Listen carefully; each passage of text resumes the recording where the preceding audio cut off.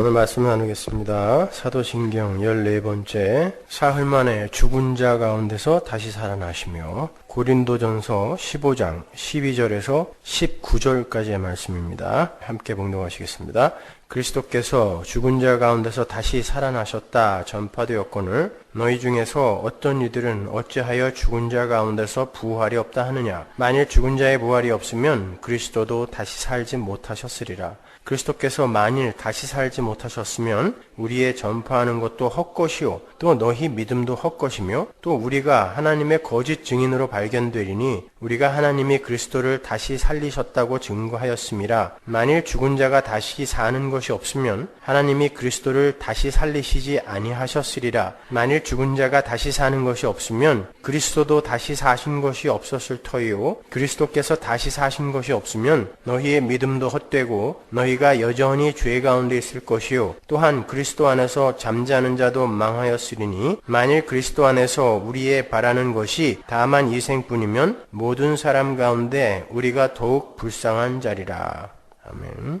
지난 한 주간 제가 참 많이 힘들었었는데 이 고린도전서 15장 전체를 거의 한 100번은 읽은 것 같아요. 그러면서 참 큰 힘을 얻었습니다. 저는 중학교 때부터 LP판을 모으는 취미가 있었어요. 지금도 제 작은 소원이 있다면 깁슨 기타를 하나 사는 것과 진공관 앰프 좋은 거 하나 마련하고 또 스피커하고 턴테이블을 마련하는 거예요. 그래서 LP로 제가 좋아하는 음악을 이렇게 가끔 듣는 그런 것이 제 소원입니다. 거의 3,000장 정도를 제가 소장하고 있었는데 CD라는 게 나오고 또 몇 번의 이사를 거쳐서 미국으로 이민을 오면서 지금은 거의 다 처분을 한 상태입니다. 그럼에도 제가 지금까지 소중하게 간직하고 있는 LP판이 몇 장이 있어요. 중학교 때 제가 처음 구입을 했던 60년대 후반 최고의 아메리칸 밴드인 CCR의 그 LP 원판과 도얼스의 앨범 그리고 이글스의 앨범 몇 장 그리고 베토벤의 교향곡 음반과 오페라의 여신이라 불리는 마리아 칼라스의 음반입니다. 그 중에서 제가 가장 즐겨 듣던 음반이 마리아 칼라스가 제피렐리와 코벤트 가든에서 공연한 푸치니의 오페라 토스카예요. 카르바도시의 별은 빛나건만 그리고 토스카의 노래에 살고 사랑에 살고 등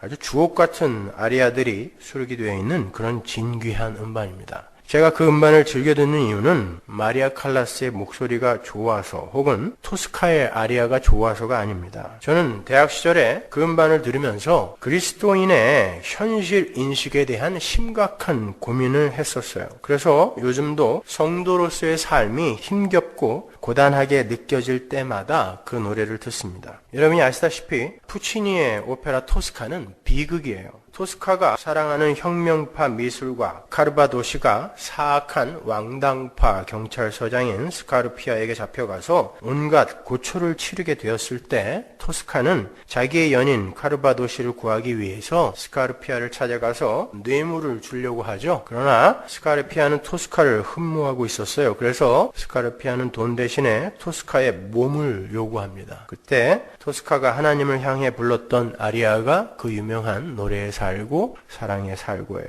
자신은 예술과 사랑을 위해 살았을 뿐 누구에게도 몹쓸 짓을 한 적이 없는 것 같은데 가난한 사람을 보면 자기가 먼저 도움의 손길을 내밀었고 무언가가 생기면 제일 먼저 하나님께 드리기를 힘썼으며 매 순간을 신실한 예배의 삶으로 드리기 위해 애를 썼는데 왜 자신에게 그런 가혹한 벌을 내리시냐며 신을 원망하는 내용을 담고 있는 게 노래에 살고 사랑에 살고 라는 아리아입니다. 결국 토스카는 연인인 카르바도시를 위해서 스카르피아를 찔러 죽이죠. 카르바도시는 그럼에도 불구하고 총살을 당해요. 그리고 토스카 역시 절벽에서 뛰어내려서 비극적 생을 마감합니다. 저는 그 음반을 턴테이블에 걸 때마다 토스카의 분신이 되어서 성도를 향한 하나님의 무관심을 지탄하곤 했어요. 왜 하나님은 당신의 이름을 부르면서 그렇게 애걸하며 부르짖는 당신의 백성들의 신음과 같은 소원을 그리도 쉽게 묵살을 하는가? 왜 토스카가 그렇게 열심히 기도를 했건만 카르바도시가 총살을 당하는 것을 막아주시지 않으셨는지, 그리고 왜 기도의 당사자인 토스카가 절벽에서 투신을 할 만큼 힘들어할 때 그녀를 찾아가서 위로를 위로를 해주시지 않으셨는지 참으로 하나님이 원망스러웠어요. 그러한 원망은 카르바도시나 토스카가 불쌍해서가 아니었습니다. 평소에 제 마음속에 품고 있던 하나님에 대한 불만이 토스카의 줄거리 속에서 재현이 되고 있었기 때문에 토스카를 보고 들을 때마다 하나님에 대한 불신과 분노가 폭발을 하곤 했던 거예요. 그 후 복음을 올바로 깨닫게 되었고 그 후부터는 다른 관점에서 토스카를 즐겨 듣습니다. 그 후로 저는 토스카를 들을 때마다 이 땅의 수많은 어리석은 토스카들의 가련한 아리아를 함께 들으면서 올바른 복음 전파를 향한 의지의 날을 벼르곤 해요.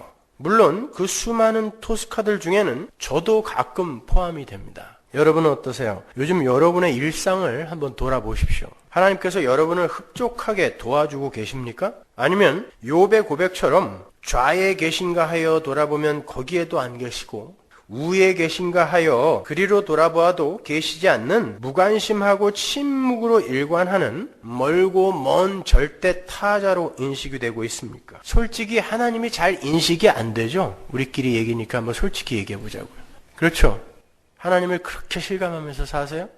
그렇지 못합니다, 여러분. 그래서 우리는 토스카처럼 원망과 불평과 고통의 아리아를 매일 부르고 있는 거예요. 고통과 불편함과 불안함, 그리고 거기에서 격발이 되는 원망과 섭섭함, 미움 등은 희망 없음, 즉 절망에서 기인하는 거예요.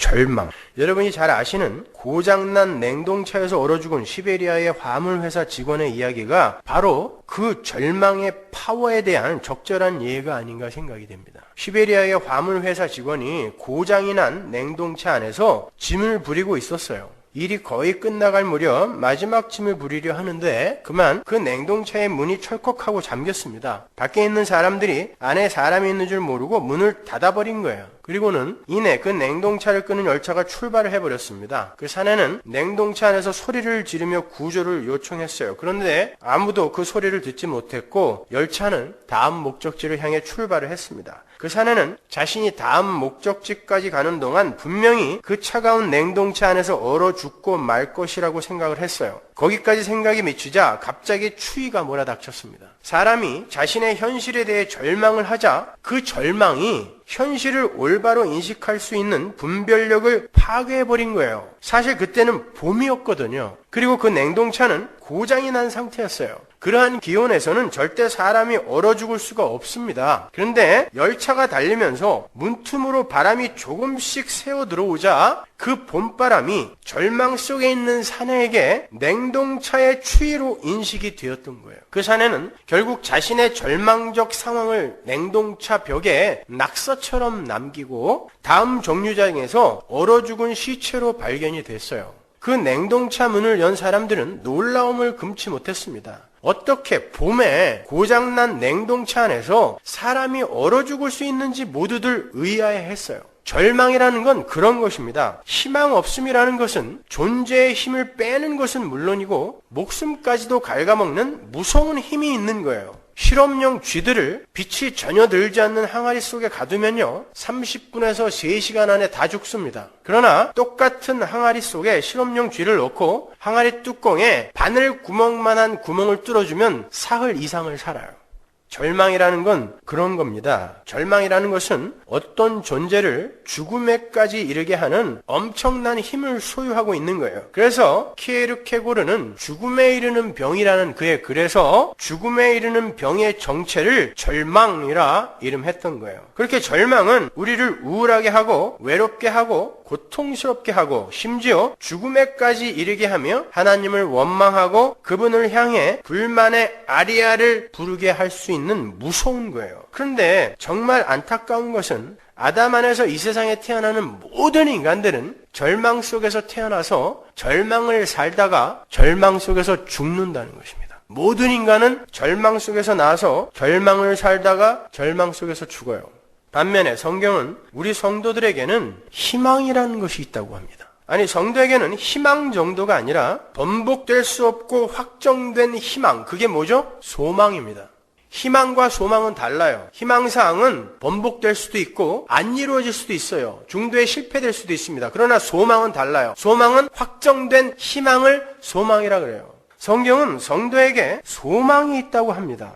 그렇다면 소망을 가진 성도는 절대 절망이 주는 쓴잔을 들고 독설과 원망의 아리아를 불러서는 안 되는 거죠. 근데 왜 우리 성도들에게서도 그렇게 자주 하나님을 향한 원망의 아리아가 나오게 되는 것일까요? 그건 우리 성도라고 하는 사람들이 성도가 가져야 하는 소망의 정체에 대해서 너무 무지하고 무관심하기 때문에 그래요. 오늘은 바로 그 소망, 성도가 절망의 현실 속에서 그 현실을 밟고 일어설 수 있는 소망의 정체에 대해서 공부를 하도록 하겠습니다. 오늘 설교를 다 들으시고 여러분은 반드시 집에 가셔서 고린도전서 15장을 30번 이상 읽으세요. 그래야 여러분은 소망을 꼭 붙들 수 있어요. 이해가 안 가는 부분이 있으면 이메일이나 전화로 저에게 꼭 질문을 하십시오. 성경은 성도가 이 땅에서 소망으로 갖고 있어야 할 것을 한마디로 축약하여 제시를 해요. 오늘 본문 12절과 19절을 보세요. 그리스도께서 죽은 자 가운데서 다시 살아나셨다 전파되었거늘 너희 중에서 어떤 이들은 어찌하여 죽은 자 가운데서 부활이 없다 하느냐. 만일 그리스도 안에서 우리의 바라는 것이 다만 이생뿐이면 모든 사람 가운데 우리가 더욱 불쌍한 자리라. 보시는 것처럼 성도의 소망은 부활입니다. 평소에 별로 생각해보지 않은 거죠. 부활이에요. 만일 이 세상의 삶이 끝이라면 성도가 이 세상에서 겪는 고난과 시험 등은 성도를 우울하게 하고 고통스럽게 하며 죽고 싶게 만들어야 맞아요. 우리는 토스카처럼 원망과 고통의 아리아를 불러야 맞습니다. 그런데 이 땅의 삶이 끝이 아니라 이 땅의 삶과는 비교할 수도 없는 영원한 삶이 존재하며 그 영원 속에서 살 수 있는 신령한 몸이 성도에게 새로 주어지게 된다라는 부활 신앙이 성도에게 있는 한 성도는 이 땅의 어둡고 암담한 현실 속에서 좌절하거나 절망하지 않을 수 있게 된다라는 거예요. 이 땅의 삶이 끝이 아니니까.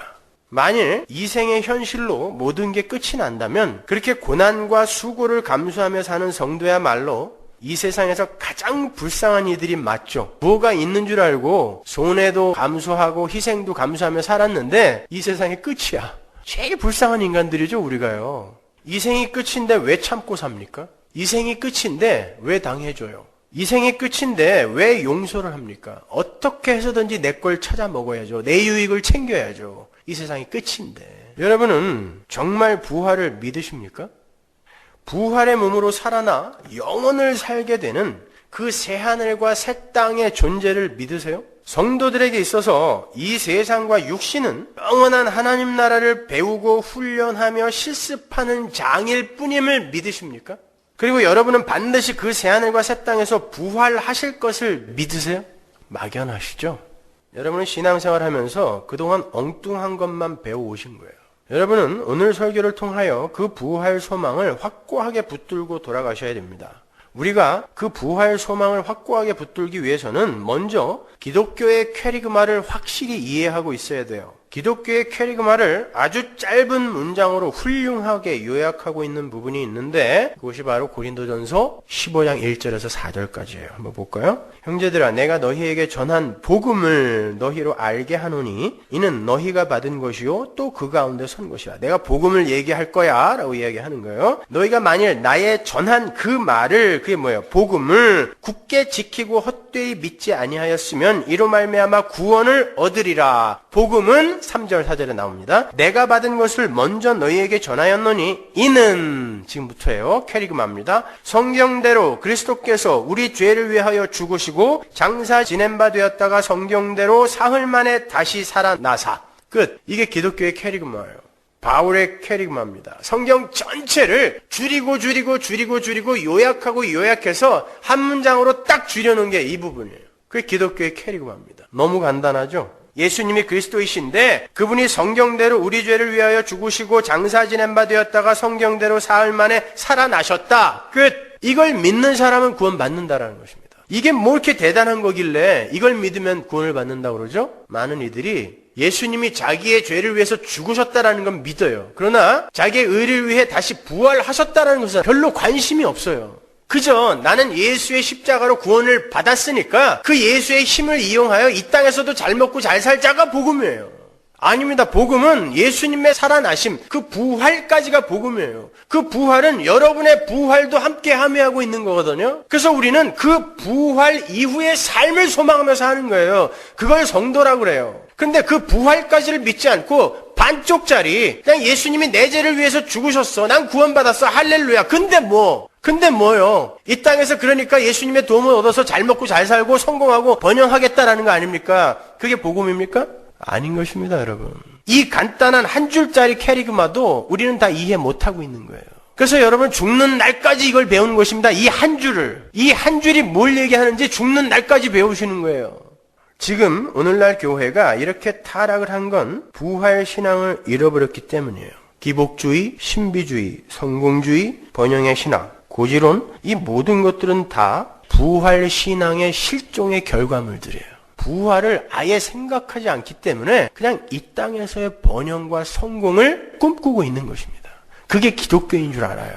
예수의 부활은 진정한 대제사장으로서의 예수님의 제사가 완전한 제사였음이 인정된 거죠. 대제사장이 1년에 한 번 대속죄일 날 지성소에 들어가서 제사를 지내는데 그 제사가 온전하지 못하면 그 제사장이 살아서 못 나옵니다. 근데 예수님이 우리를 위해 제사를 지냈는데 그게 완전한 거였어요. 그래서 예수님이 지성소에서 살아 올라오신 것입니다. 부활의 첫 번째 의미는 바로 그거예요. 그리고 동시에 그러한 예수님의 완전한 십자가의 제사로 그 안에 연합된 예수님의 형제들이 바로 그러한 모습으로 다시 새로운 생명으로 창조가 될 것임을 공포하는 사건인 거예요. 그게 예수님의 부활이에요. 그래서 우리의 신앙 고백 안에 장사한 지 사흘 만에 죽은 자 가운데서 다시 부활하셨다라는 게 굳이 들어가 있는 것입니다. 그러니까 예수님의 부활은 우리 성도 전체의 부활에 대한 보증서나 확증서 같은 것이었던 거예요. 고린도전서 15장 20절 보세요. 그러나 이제 그리스도께서 죽은 자 가운데서 다시 살아 잠자는 자들의 첫 열매가 되셨도다. 거기다 동그라미 치세요. 첫 열매. 사망이 사람으로 말미암았으니 죽은 자의 부활도 사람으로 말미암는도다. 아담 안에서 모든 사람이 죽은 것 같이 그리스도 안에서 모든 사람이 삶을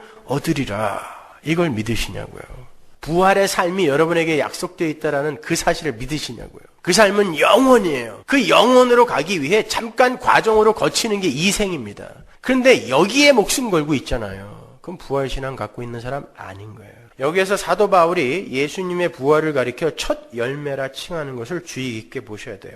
그 첫 열매라는 단어는 제사 용어입니다. 이스라엘은 율법에 따라 여러 절기를 지켜야 했죠. 그 중에서 반드시 지켜야 할 절기가 유월절, 맥추절, 수장절이에요. 유월절은 여러분도 아시다시피 어린 양 예수의 피로 값없이 은혜로 구원을 얻게 될 영적 이스라엘인 교회의 구원을 그 내용으로 담고 있는 거고, 맥추절은 하나님의 은혜로 약속의 땅에서 열매로 추수가 될 하나님 백성들의 종말론적 상태, 그 상태를 내용으로 하고 있는 거예요. 그 맥추절을 오순절이라고도 하죠. 그 오순절날 성령이 임하고 교회가 탄생했죠. 교회가 추수된 것입니다. 그래서 맥추절과 오순절을 혼용해서 쓰는 거예요. 마지막으로 수장절은 하나님의 은혜로 풍성한 하늘의 풍요를 기업으로 받게 될 새하늘과 새 땅에서의 그 교회의 풍요를 그 내용으로 담고 있는 거예요. 추수한 것을 창고에 쟁여놓은 게 수장절이거든요. 그러나 그 모든 건 오직 하나님의 은혜로 말미암은 것임을 잊지 말라는 차원에서 그 풍요의 절기인 수장절을 광야의 천막 속에서 보내게 하신 거예요. 그 수장절 기간 동안 이스라엘은 천막 치고 살아야 돼요. 광야의 천막. 그래서 초막절이라고도 하죠. 씨앗 하나 뿌릴 수 없는 광야를 살던 이스라엘이 풍요로운 추수와 저장을 할 수 있었던 것은 모두 하나님의 은혜로 말미암은 것임을 꼭 기억하며 하늘에서의 풍요 또한 온전한 하나님의 은혜로만 말미암는 것임을 기억하라라는 거예요. 인정하라라는 것입니다. 그래서 수장절이고 초막절인 것입니다. 그렇게 이스라엘의 모든 절기는 예수 그리스도를 그 내용으로 하고 있는 거예요. 그래서 예수가 오신 이후에는 모든 절기 지킴이 필요 없게 된 것입니다. 그래서 사도 바울이 아직도 절기나 월삭에 집착하고 있느냐? 그러면 너희들은 예수 그리스도의 십자가를 완전히 지금 부인하고 있는 것이다 라고까지 이야기를 한 거죠. 그 중에 유월절 사흘 후를 첫 이삭 드리는 날로 드리게 했어요. 초실절하고는 달라요. 첫 이삭 드리는 날인데 그날에는 이스라엘이 그 해에 최초로 거둔 이삭을 하나님 앞에 드려서 제사를 지냄으로 해서 자신들에게 허락된 그 모든 이삭, 모든 열매, 앞으로 자신들이 거둘 모든 이삭, 모든 열매는 전부 하나님 것입니다 라는 고백을 하게 했어요. 그게 첫 이삭 드리는 날이에요. 그 절기를 머릿속에 두시고 예수님에게로 한번 가보자고요. 예수님은 6월절 날 돌아가셨습니다. 어린 양이 되셔서 돌아가신 거예요. 도살당한 것입니다. 그리고 사흘 후 첫 이삭 드리는 날 부활하셨어요. 그걸 바울이 첫 열매라고 이야기를 해요. 그러면 첫 이삭 드리는 날 드렸던 첫 열매가 상징하는 게 뭐다? 나머지 열매가 전부 하나님 것입니다라는 고백이라 그랬잖아요. 그러니까 첫 열매가 함의하고 있는 한 알의 밀알이 되어서 죽으신 그 예수로 말미암아 수없이 많이 열리게 될 교회, 그 교회가 바로 이 예수처럼 부활하여 하나님의 것이 될 것입니다 라는 의미에서 예수님이 첫 이삭 드리는 날 부활하신 거예요. 그래서 예수님이 첫 열매인 것입니다. 그게 부활이에요. 따라서 예수님의 희생으로 열매가 된 우리 성도는 예수님의 부활이 사실인 것처럼 그와 함께 부활하여 하나님이 준비하신 새하늘과 새 땅의 시민으로 살아날 것을 믿어야 되는 거예요. 그거 하나 믿으면 모든 것 다 해결됩니다, 여러분. 그게 믿겨지지 않아서 이렇게 여러분이 외롭고 우울하고 고통스러운 거예요. 그거 안 믿겨지니까. 이 세상이 끝인 것 같죠. 그래서 슬픈 거예요. 끝이 아닌데 왜 그렇게 죽을 것 같이 힘들어합니까? 또 다른 부활이 있다면서요. 안 믿는 거죠. 우리는 그 부활을 소망으로 삼고 살아야 되는 거예요. 그러니까 부활을 믿지 않는 사람은 구약을 비롯한 성경 전체를 거부하는 거고 그러한 사람이야말로 영생을 소유한 사람이 아닌 거예요. 요한복음 11장 25절 보세요. 예수께서 가라사대 나는 부활이요 생명이니 거기다 동그라미 치세요. 부활이요 생명이니 나를 믿는 자는 죽어도 살겠고 무릇 살아서 나를 믿는 자는 영원히 죽지 아니하리니 이것을 내가 믿느냐. 보세요. 예수님께서 당신을 가리켜 부활이요 생명이래요. 부활과 영생을 동격으로 딱 띄워놓고 설명을 해주세요. 부활이 영생이에요. 부활이 영생이에요. 그러니까 부활 이후의 삶이 영생이에요. 여러분은 그 삶을 추구해야 된다니까요. 지금 이 땅에서 하늘에 복인 그 영생을 이 땅에서 얻으려고 하시면 안 된단 말입니다. 근데도 성도라고 하는 사람들도 이 땅에서 영생 살고 싶어 해요. 영생이 뭐예요? 하늘의 삶, 그 하늘의 풍요를 이 땅에서 누리고 싶어 한다니까요. 아니요. 부활이 영생이에요. 그래서 여러분은 부활 이후의 삶을 추구해야 되는 것입니다, 여러분. 이 땅에서 여러분이 하늘의 풍요를 추구하는 것은 연목구어와 방불한 거예요. 그건 부활을 믿는 사람들의 올바른 자세가 아니에요. 그러한 모습은 부활을 믿지 않기 때문에 이 세상에서 승부를 보고 싶어하는 세상 사람들의 모습인 것입니다. 물론 우리는 이 세상 속에서도 부활의 삶을 맛보며 살 수 있어요. 왜냐하면 성도는 죄와 허물로 죽은 상태에서 영적으로 이미 살리심을 받은 사람들이기 때문에 그래요. 성도는 이미 첫째 부활에 참여한 사람들이에요. 어디서 나왔어요? 계시록 20장에서 배웠잖아요. 우리 요한계시록 몇 년을 공부를 했는데 에베소서 2장 5절 보세요. 허물로 죽은 우리를 그리스도와 함께 살리셨고 여러분 살았어요? 죽었어요? 살았어요. 그럼 부활한 거예요? 아니에요? 한 거예요. 근데 첫 번째 부활이에요. 두 번째 부활이 있습니다. 이게 가시적 부활이고 첫 번째 부활은 영적 부활이에요. 성도의 첫째 부활은 가시적인 하늘의 풍요 속으로 입성을 하게 되는 둘째 부활로 가는 그 여정 속에서의 믿음으로 사는 삶을 지칭하는 거예요. 그게 첫째 부활이에요. 왜냐하면 첫째 부활을 한 성도들에게는 아직 가시적 새하늘과 새 땅이 열리지 않았으니까요. 성도는 예수님의 은혜로 이 세상 속에서 첫째 부활의 삶을 살아요. 그들은 반드시 둘째 부활로 들어가게 돼요. 그런데 그렇게 확실한 둘째 부활을 약속받은 자들이 이 땅에서 예수의 삶을 쫓아서 작은 십자가와 작은 지옥들을 경험하게 됩니다. 성도는 그러한 자기 십자가와 작은 지옥을 경험하면서 첫째 부활을 했음에도 불구하고 그렇게 자기 십자가와 작은 지옥을 경험하면서 하나님의 은혜의 필연성을 배우게 되는 거고 아울러서 하나님께서 선물로 주신 믿음이라는 것을 발휘하여 둘째 부활을 확신 속에서 기다리며 살고 있는 존재들의 실제를 만천하에 드러내는 삶을 사는 거예요. 첫째 부활 동안에. 그게 첫째 부활에 속한 사람의 삶이에요. 그 삶을 다른 말로 하나님의 영광을 드러내는 삶이라 그래요. 왜? 십자가를 지고 작은 지옥을 살면서도 이 둘째 부활을 소망 속에서 기다리는 첫째 부활을 한 사람들이 있다라는 그 사실 자체가 어떻게 이런 일이 일어날 수 있어 하고 그를 만든 하나님을 찬양하게 한단 말입니다. 이게 하나님께 영광이 되는 삶이에요. 그게 성도가 첫째 부활을 한 성도가 이 땅에서 사는 첫째 부활의 영광입니다. 그래서 여러분의 삶이 힘든 거예요.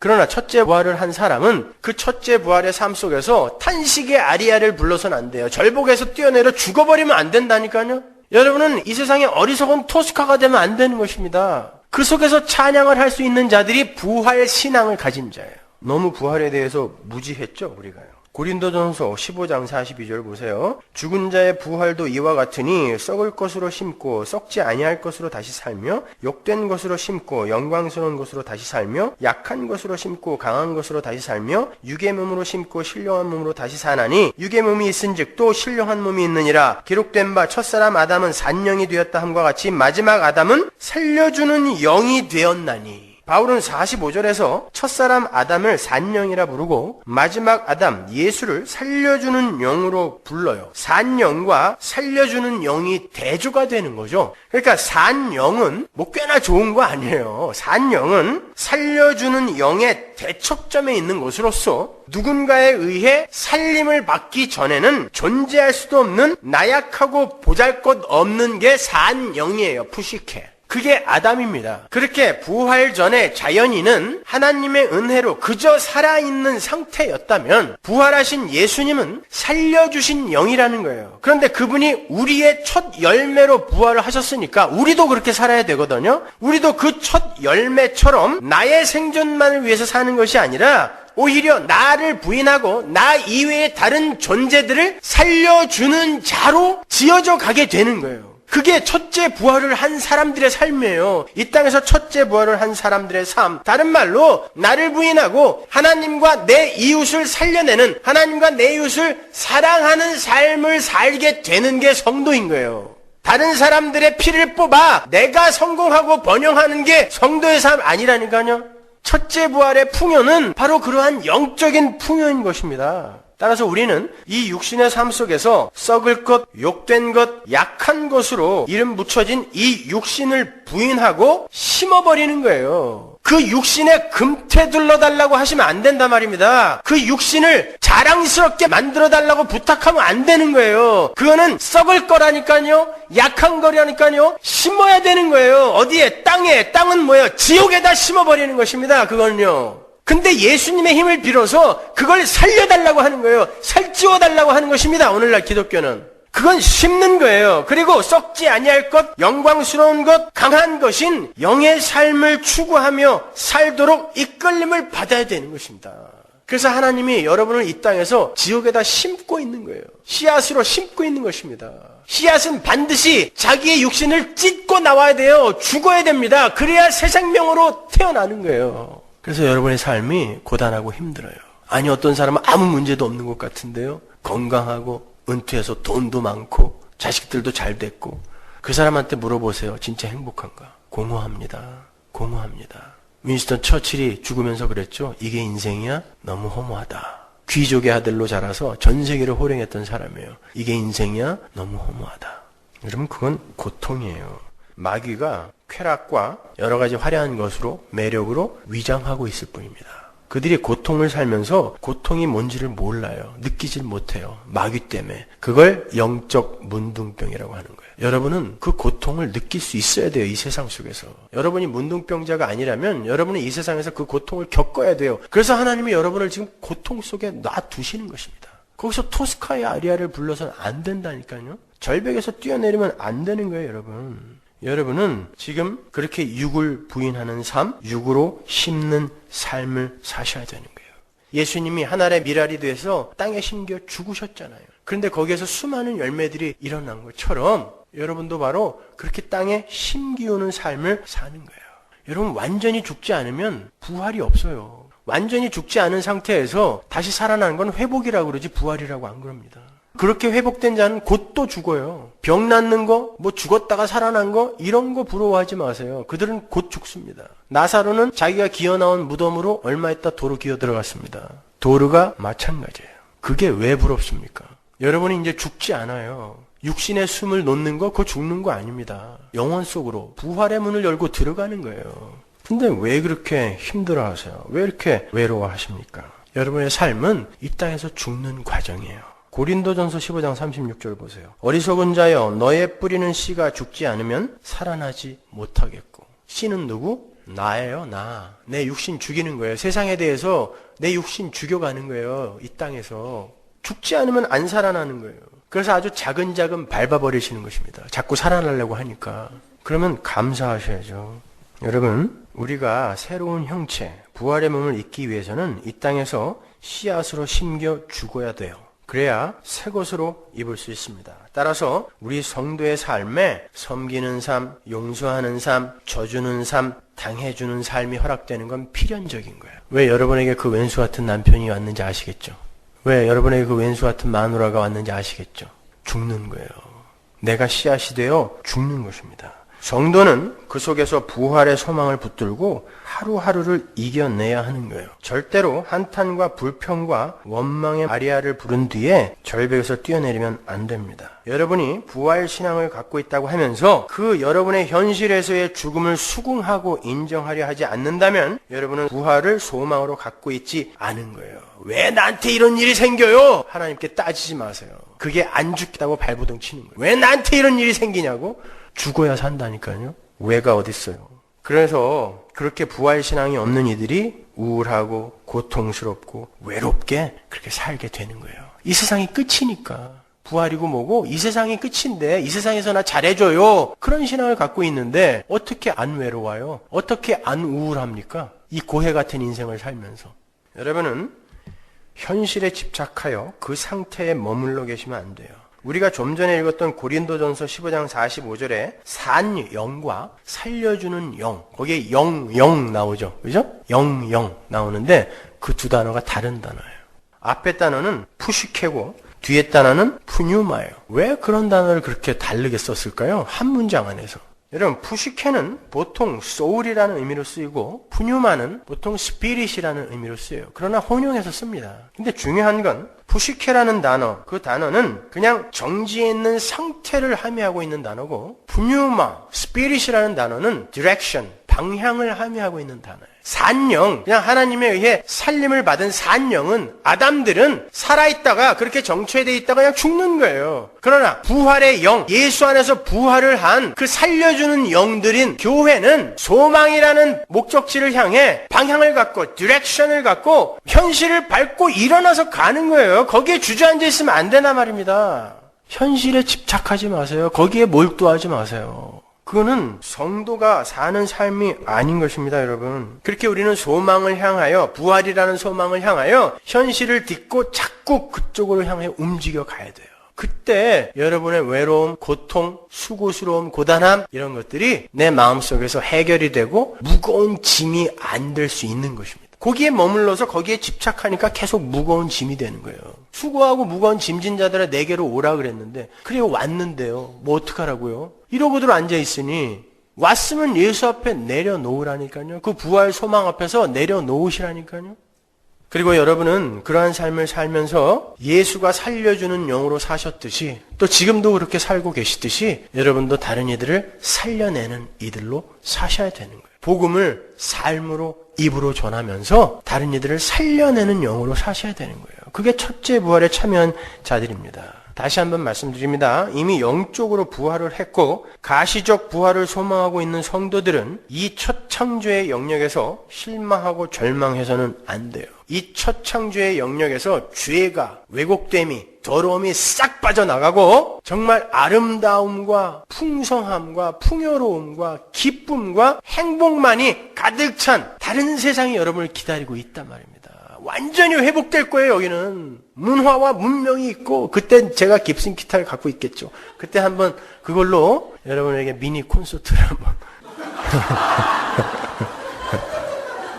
문화를 그대로 다 누리면서 영원히 사는 곳이 기다리고 있다니까요. 그 여러분의 부활의 몸이 여러분을 기다리고 있어요. 지금 여러분이 갖고 있는 이 몸뚱아리에 너무 신경 쓰지 마세요. 여러분 최송아 씨가 어떻게 생겼는지 아세요? 손톱 깎아놓은 것 같아요. 겨자 씨는 보이지도 않아요. 근데 채송화에서 얼마나 아름다운 꽃이 생깁니까? 그게 여러분 거라니까요. 지금 여러분이 입고 있는 요거는 손톱 깎아놓은 채송화 씨예요. 거기에다가 왜 자꾸 칼 대고 그러십니까? 그거 좀 뚱뚱하면 어때요? 그거 좀 짧으면 어때요? 요즘은 키 180도 안 되면 루저라면서요? 뭐 어때요? 씨로 심겨질 건데 이거. 아름답게 부활할 그 몸에 신경 쓰세요. 하나님의 말씀 속에서 아름답게 부활할 그 몸에 신경 쓰셔야 되는 거예요. 여러분, 왜 예수님이 안식 후 첫날 부활했는지 아세요? 8번째 날이죠? 안식 후 첫날. 7번째 날이 안식일이니까. 엿새 동안의 첫 창조 사역이 끝나고 7째 날 안식으로 첫 창조의 영역이 구획되어 있잖아요. 부활은 그 타락한 첫 창조의 죽음을 선언하는 거고 새 창조의 첫날이 시작되는 것이기 때문에 안식일 다음 날 8번째 날 일어나는 거예요. 엠마오 마을로 내려가던 예수님의 제자 글로버와 그 아내가 부활하신 예수님과 함께 안식 후 첫날 식사하죠. 예수님의 첫 식사입니다. 부활하신 이후에. 그 식사는 복음서에 나오는 예수님의 식사 중에 8번째 식사라는 걸 아십니까? 8번째 식사예요. 안식일로 마무리되는 첫 창조 너머의 식사라는 것입니다. 그들이 부활하신 예수님을 알아보지 못해요. 그때 예수님께서 성경을 풀어 설명해 주시자 그들의 마음이 뜨거워지고 부활하신 예수님이 그들의 눈에 보였어요. 거기에서 누가가 굳이 그 부부의 눈이 밝아졌다라는 표현을 써요. 그건 지금 논리정연하기로 유명한 의사 누가가 구약의 어떤 사건이 회복되고 있다는 것을 고지하기 위해 일부러 채택을 한 표현이에요. 창세기에도 눈이 밝아진 비슷한 부부가 나오죠. 아담과 하와입니다. 그들이 생명나무 실과를 놔두고 엉뚱한 식사를 하죠. 선악과를 먹어버려요. 그리고 눈이 밝아집니다. 그리고 선악의 판단을 자신들이 하게 돼요. 그게 죄입니다. 그게 죽음이에요. 그 상태를 하나님에 대해 죽고 세상에 대해 살아있는 상태라 그래요. 그런데 부활의 날에 예수님과 함께 8번째 식사, 즉 부활의 세상에서의 식사, 무슨 식사일까요? 하늘의 떡, 생명의 떡, 예수, 생명나무 실과이신 예수를 먹는 거예요. 선악과가 아닌 예수를 먹는 거예요. 생명나무 실과를 먹는 거예요. 그랬더니 그들이 세상에 대해 밝아졌던 눈이 멀고 하나님에 대해 눈이 밝아져 예수를 보더라는 것입니다. 창세기와 누가복음이 이렇게 연결이 되어 있는 것입니다, 여러분. 따라서 성도는 세상에 대해서 눈이 자꾸 멀어가야 되는 거예요. 세상에 대해서 자꾸 죽어가야 되는 것입니다. 여러분은 여기서 자꾸 성공하려고 하시면 안 돼요. 저주의 상태에서 계속 성공하는 건 더욱더 큰 저주로 들어가는 것일 뿐입니다. 복음을 먼저 공부하셔야 되는 거예요. 예수를 먼저 아셔야 되는 것입니다, 여러분. 여러분은 산 영이 아닌 살려주는 영으로서 소망을 향하여 자꾸 전진해야 되는 거예요. 여러분, 예수님의 부활은 역사적 사실이에요. 증거를 대라고요? 여기 있잖아요, 증거. 저같이 지독한 회의론자가 어떻게 목사가 돼서 아무도 들어주지 않는 이 복음을 이렇게 열심히 외치고 있겠습니까? 예수님이 살아나신 거예요. 그 살아나신 예수가 저를 불렀기 때문에 제가 여기 서 있는 것입니다. 예수님은 무덤이 없어요. 그동안 2000년 기독교 역사 동안에 수많은 이들이 예수님의 부활을 부인하려고 수많은 이론들을 내놨죠. falsehood theory, vision theory, swan theory, 거짓설, 도적설, 환상설, 기절설. 제자들이 예수님 시체 훔쳐가 놓고 가짜로 부활했다고 전하고 다녔다는 거예요. 그럼 바보 같은 놈들이 있어요? 여러분, 자기들이 날조한 이야기를 갖고 거기에 목숨을 거는 이들이 있을까요? 진짜 제자들이 수단과 방법을 가리지 않고 예수님의 시체를 훔쳐가고 예수님이 부활했다고 이야기한 거면 자기들이 날조한 이야기에 자기들이 목숨을 걸어요. 전부 순교했잖아요. 자기들이 지어낸 이야기에 예수님이 기절했다 살아난 거다? 그렇게 두들겨 맞고 십자가에 하루 종일 매달렸다가 옆구리를 창으로 찔렸어요. 그분이 살아나서 그 무거운 무덤 앞에 그 돌을 굴려요. 그 밖에 있는 병졸들은 어떡하고요? 그리고 그분이 왜 옷을 벗어서 수의를 벗어서 차곡차곡 개놓고 나갔겠습니까? 비전 티어리? 예수님이 한 번에 500명 앞에 나타났어요. 500명이 다 환상을 봐요? 환상이라는 건 뭔가 기대가 있을 때 보는 것입니다. 그들은 아무도 예수가 부활할 거라 기대하지 않았어요. 그런데 500명이 일시에 부활하신 예수를 봤습니다. 예수는 살아났어요. He is risen. 그는 부활하셨습니다. 그분이 부활하여 하나님께 첫 열매로 바쳐진 것처럼 여러분의 부활도 확실해요. 이 땅에서 조금 못나고 가난하고 조금 건강치 못한 육신을 갖고 있다 하더라도 절망하지 마세요. 실망하지 마세요. 여러분에게는 부활이 기다리고 있습니다. 예수님은 창세기에 그 첫째 날, 둘째 날, 셋째 날 There is no structure. 스트럭처가 없는 혼돈 속에 첫째 날, 둘째 날, 셋째 날로 하나님 나라의 틀을 세우셨죠. 스트럭처. 틀을 세우고 넷째 날, 다섯째 날, 여섯째 날 공허를 채우잖아요. 그렇게 해서 일곱째 날 안식으로 하나님 나라가 완성이 되죠. 물론 모형이에요. 첫째 날, 둘째 날, 셋째 날 하나님이 틀을 세웠는데 인간들의 죄로 말미암아 이 틀이 어그러졌어요. 예수님이 왜 사흘을 무덤 속에 있었을까요? 이제는 어그러질 수 없는 완전한 하나님 나라의 틀을 다시 세우시는 거예요.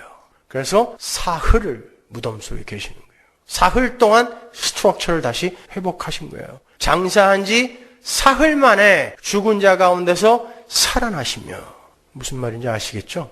첫 창조는 반드시 끝나요.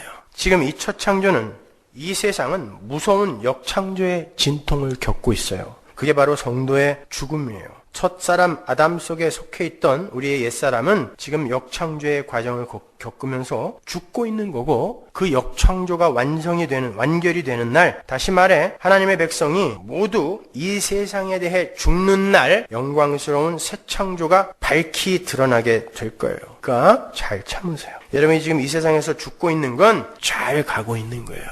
죄송합니다, 여러분. 여러분들에게 잘 될 거예요. 기도 많이 하세요. 헌금 많이 하세요. 그럼 잘 될 거예요. 이런 약속 못 해드려서 죄송해요. 죽을 때까지 그런 약속은 못 해드려요. 성경이 이야기하고 있지 않기 때문에. 여러분은 이기셔야 돼요. 현실을 밟고 일어나셔야 돼요. 그 안에서 영광스러운 소망의 찬양을 부르세요. 여러분에게 약속된 부활의 나라는 반드시 옵니다. 오늘 추수감사주일이죠. 어떤 교회에서는 추수감사주일 헌금이 1년 예산의 10%를 웃돈대요. 대목이에요. 하나님께 감사의 예물을 풍성히 드리면 다음 해에 몇 배로 축복을 받게 된다는 그런 잘못된 가르침 때문에 사람들은 추수감사절날 광분해요. 감사하려고. 우리 교회에서는 추수감사주일이나 성탄절, 부활절 등을 특별하게 여기지 않아요. 그렇다고 무시하지도 않습니다. 교회의 절기는 예수 안에서 이미 다 완성이 됐어요. 그런 의미에서 교회는 절기가 없어야 돼요. 그냥 교회 행사라고 이야기하면 맞아요. 특히 추수감사주일은 더 그렇습니다. 저는 그 이름부터 마음에 들지 않아요. 왜 추수만 감사해야 됩니까? 왜 추수만 감사해야 되죠? 하나님이 1년 동안 여러분에게 아무것도 추수할 거리를 주지 않았으면 감사 안 해도 되는 겁니까? 하나님께서 추수할 거리를 주시지 않았을 때에도 감사할 수 있어야 은혜를 아는 성도예요. 은혜를 아는 성도는 망해도 감사해야 되고, 병들어도 감사해야 되고, 사고를 당해도 감사해야 돼요. 왜? 그 모든 것이 합력하여 나의 거룩을 이루는 거니까, 나의 부활의 소망을 이루는 거니까. 하박국은 무화과 나뭇잎이 마르고 포도나무에 열매가 없고 감람나무에 소출이 없어도 여호와로 즐거워하겠다고 그랬죠. 하박국이 거기서 나열한 그 목록은 이스라엘 사람들이 최저 생계를 하기 위해 반드시 필요한 거였어요. 그거 없으면 죽는 거였습니다. 근데 그거 없어도 괜찮다고 이야기했단 말입니다. 그건 내 부를 축적하는 게 아니라 그거 없으면 죽는 건데 그거 없어도 괜찮다라고 이야기하는 거예요. 하박국이. 그게 은혜를 아는 성도들의 감사인 것입니다. 우리도 그러해야 되는 거예요. 우리는 부활을 믿기 때문에 이 땅에 생필품이 턱없이 부족한 상황에서도 여호와로 감사할 수 있는 실력자가 돼야 되는 거예요. 그러니까 그 상황을 잘 이기고 견디시란 말입니다. 원망의 아리아 부르다가 목매달아 죽지 말라 말이에요. 절벽에서 뛰어내리지 말란 말이에요. 왜 그런 어리석은 토스카가 되려고 그래요?